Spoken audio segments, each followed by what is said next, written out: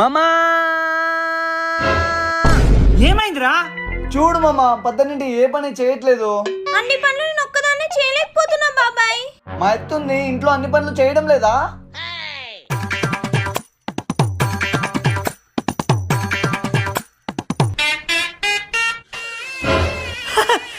మీ అత్తే అన్ని పనులు మీ అత్తే చేస్తుందిరా.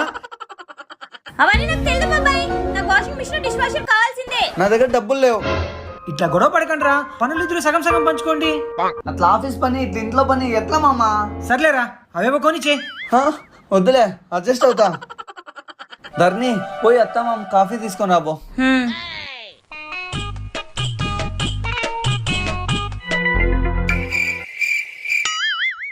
మామకు కూడా కాఫీ ఇవ్వు.